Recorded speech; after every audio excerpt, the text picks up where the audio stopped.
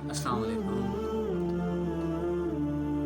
آج کی جو ہماری بات کرنے کا جو مقصد ہے، موضوع ہے، مین جو ہمارا بات کرنے کا جو ہے مقصد ہے، وہ ہے نماز۔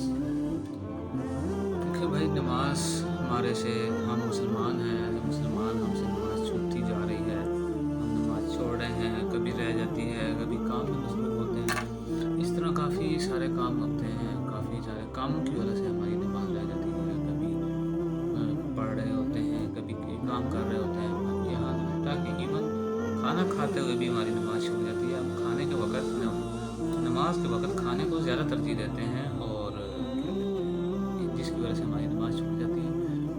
حالانکہ ہمارے اسلام میں، دین اسلام میں سب سے پہلا حکم جو ہے نماز کا ہے، اور جس چیز کا سب سے پہلے حساب ہونا ہے وہ بھی نماز ہے۔ نماز کا حساب بھی سب سے پہلے ہے، حکم بھی سب سے پہلے ہے، اور فرض ہے نماز۔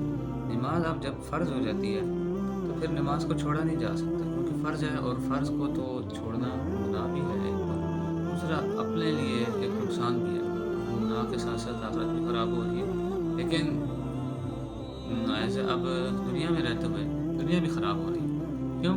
کیونکہ دیکھیں نا، جب اذان ہوتی ہے، اذان کے وقت جو مؤذن اذان دیتا ہے، اس میں حی علی الفلاح کی ایک صدا لگاتا ہے مؤذن، وہ اللہ کی طرف سے آپ کو ایک پیغام دے رہا ہوتا ہے۔ حی علی الفلاح کا مطلب میں آپ کو بتاتا چلوں کہ حی علی الفلاح کا مطلب یہ ہوتا ہے کہ آؤ فلاح کی طرف، آؤ کامیابی کی طرف، اور وہ یہ 2 دفعہ صدا لگاتا ہے کہ اللہ تمہیں خود بلا رہا ہے اپنا پیغام دے کے کہ آؤ فلاح کی طرف، آؤ کامیابی کی طرف۔ تو پھر بھی اگر ہم نہ جائیں تو ہمارے لیے بہت شرم کی بات ہے، اور سوچنے والی بات ہے کہ ہمارے اندر ایسی کون سی سستی آ گئی ہے جس کی وجہ سے ہماری نماز تک چھوٹ رہی ہے۔ آپ خود سارے الحمدللہ ہم سارے مسلمان ہیں، تو نماز تو کبھی نہ کبھی تو پڑھی ہوگی، دن میں 1 دفعہ پڑھتے ہوں گے، دن میں 2 دفعہ پڑھتے ہوں گے، الحمدللہ جتنی بھی پڑھتے ہوں گے کوشش کیا کریں کہ 5 وقت کی پڑھا کریں۔ بٹ جو پڑھتے ہیں ان سے ایک ذرا سوال ہے کہ جب کوئی شخص آرام سے ذکر کرتا ہوئے مسجد میں جائے، یا مسجد میں جا کر وضو کرے، اچھے طریقے سے خشوع و خضوع کے ساتھ وضو کرتا ہے، اس کے بعد پھر با جماعت نماز پڑھتا ہے، مکمل طور پر اپنا دل وہیں لگاتا ہے، مسجد میں دل کو رکھتا ہے، اپنے دماغ کو، اپنی سوچ کو مسجد میں رکھتا ہے، مسجد کے حدود میں ہی رکھتا ہے، تو جب نماز پڑھ کے نکلتے ہیں مسجد سے تو کیسا ایک کیسی ریلیکسیشن فیل ہو رہی ہوتی ہے باڈی میں اور مائنڈ میں، دل میں، کہ یار پتہ نہیں کیسا سکون دل میں آ گیا، اور ویسا سکون صرف نماز پڑھنے کے بعد ہی ملتا ہے، یہ آپ نے اکثر نوٹ کیا ہوگا، اور کافی لوگ اس بات کا ثبوت بھی دیں گے، گواہ بھی دیں گے کہ ہمیں پتہ ہے کہ ہماری کامیابی جو ہے وہ نماز میں ہے، بٹ پھر بھی سستی ہو جاتی ہے۔ اب جان بوجھ کے کوئی نہیں چھوڑتا، لیکن کیا ہے، سستی ہو جاتی ہے، بس سستی ہونے کی وجہ سے جو ہے یہ کام ہو جاتا ہے، اور یہ کام رہ جاتا ہے، یہ جو کہ چھوٹنا نہیں چاہیے، جو رہنا نہیں چاہیے، سستی کیا غلطی سے بھی نہیں رہنا چاہیے۔ حالانکہ سفر میں بھی ہمیں کیا کہتے ہیں، نماز کا بھی حکم ہے سفر میں بھی، کہ سفر کی جو ہے جو کم نماز ہوتی ہے سفر میں وہ پڑھ لی جائے، لیکن نماز نہ چھوڑی جائے۔ دوسرا، اگر نماز کا چھوڑنے کا کبھی کسی کو حکم ہوتا تو پھر میدان کربلا میں ہوتا، اس سے پہلے نہ ہوتا، نہ اس کے بعد ہوتا، کیونکہ ضرورت اس وقت تھی جب جنگ چل رہی ہے، تو حضرت حسین رضی اللہ تعالیٰ عنہ نے بھیجا کہ ہمیں نماز حکم کیا کہتے ہیں، پیغام بھجوایا کہ ہمیں نماز پڑھنے دی جائے، جنگ کو تھوڑی دیر ملتوی کیا جائے، روک دیا جائے، تو انہوں نے کہا کہ نہیں، تم نے جو کرنا کرو، جنگ جاری رہے گی۔ تو حضرت حسین نے پھر حکم دیا کہ رضی اللہ تعالیٰ عنہ نے حکم دیا کہ آدھے جنگ کرتے رہے، آدھے نماز پڑھیں۔ پھر انہوں نے نماز پڑھی اور پھر جنگ کی، آدھوں نے پھر جنگ کی، آدھوں نے پھر نماز پڑھی، اس طرح انہوں نے نماز اس وقت بھی نہیں چھوڑی، اور جب شہادت پائی انہوں نے، تب بھی وہ کلام پاک پڑھ رہے تھے، اللہ کا کلام پڑھ رہے تھے، قرآن پاک پڑھ رہے تھے، اور کیا کہتے ہیں، پھر بھی دیکھیں کہ نماز جو ہے وہ چھوڑ دی تو گزارا نہیں ہے زندگی میں، جو حقیقت ہے اور جو سچ ہے، نہ دنیا میں نہ آخرت میں کامیابی جو ہے۔ نماز اللہ سے لالچ کے طور پر پڑھی جاتی ہے آج کل تو دنیا میں کیا ہے، کیونکہ دیکھیں نا، آپ صلی اللہ علیہ وسلم کو یا صحابہ کرام کو رضی اللہ تعالیٰ عنہ کو جب بھی کسی چیز کی ضرورت آن پڑتی تھی نا، تو وہ مسجد کی طرف رخ کرتے تھے، فوری مسجد کی طرف، کہ جو ہے یہ اللہ سے مانگتے تھے، اللہ سے مانگتے تھے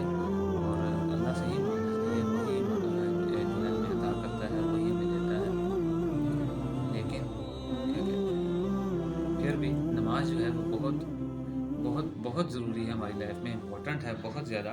سب سے پہلے نماز ہے, اس کے بعد کوئی کچھ اور ہے. دیکھیں نا کیا کہتے ہیں, نماز جو ہے وہ دین کا ستون بھی ہے. نماز ہمارے آقا صلی اللہ علیہ وسلم کی آنکھوں کی ٹھنڈک بھی ہے. لیکن پھر بھی ہم کہتے ہیں کہ ہمارے آقا سے ہمیں بڑی محبت ہے, بہت محبت ہے, بہت زیادہ محبت ہے, لیکن نماز نہیں پڑھتے. نماز پڑھیں گے تو محبت کا اظہار ہوگا نا. آپ دیکھیں دنیا میں تو لوگوں کو جن کو محبت ہوتی ہے وہ تو ثبوت پیش کرتے ہیں, پروف دیتے ہیں, سب کچھ کرتے ہیں, لیکن ثابت کرتے ہیں کہ دیٹ آئی لو یو.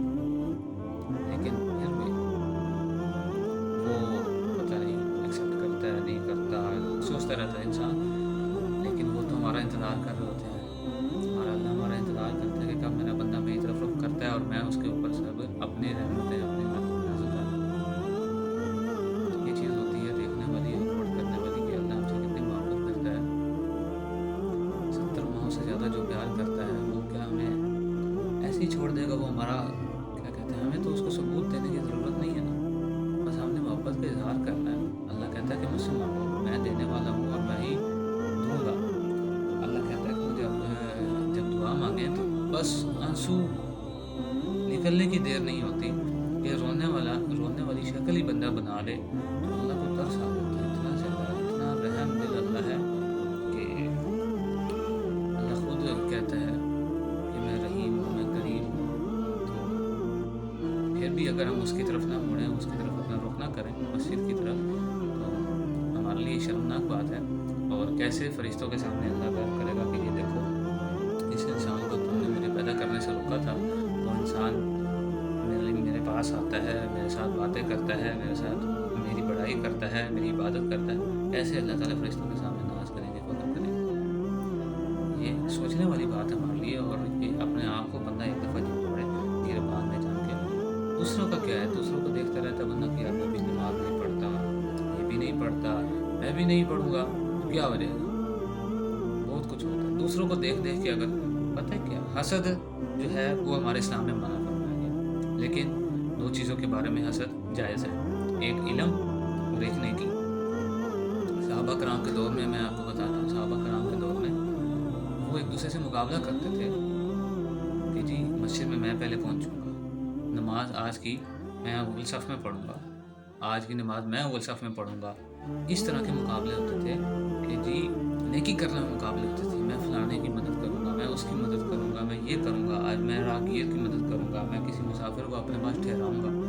اس طرح صحابہ کرام نیکی میں ایک دوسرے سے مقابلہ کرتے تھے, حسد کرتے تھے ایک دوسرے سے کہ یار یہ نیکی میں کروں گا, یہ نیکی میں کروں گا, یہ نیکی.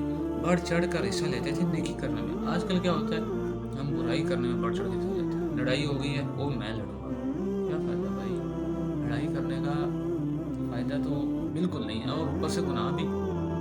اور پھر آج کل لڑائی میں ماشاءاللہ ہم جیسے ایک دوسرے کو دعائیں دے رہے ہوتے ہیں, آپ سب کو پتہ ہے, اور سارے اس بات کے گواہ بھی ہیں. مجھے یہاں پہ بولنے کی ضرورت نہیں ہے, لیکن پھر بھی ہمیں ڈرنا چاہیے اللہ سے, اور اللہ سے باتیں کرنی چاہیے کہ اللہ میں بے بس ہوں, تو ہی دینے والا ہے, تو ہی عطا کرنے والا ہے, تو نہیں عطا کرنا ہے تو یا اللہ ہمیں نواز دے. کیونکہ دیکھیں نا دنیا میں جس سے مانگیں گے نا اول تو وہ دیتا نہیں ہے. اگر وہ دے بھی ساری زندگی پھر یاد کرواتا رہتا ہے, یار میں نے تمہیں یہ چیز دی تھی, وہ اس وقت یاد ہے میں نے تمہیں 10 روپے دیے تھے, چھوٹا سا تھا, تم چھوٹے سے تھے, تو میں تمہیں پال پال کے بڑا کیا, اب دیکھو تم میرے ساتھ اس طرح کر رہے ہو, یہ چھوٹا سا تھا, میں نے تمہیں پالا ہے, اب میرے سامنے منہ چلا رہے ہو. اس طرح کی باتیں ہوتی ہیں ہمارے معاشرے میں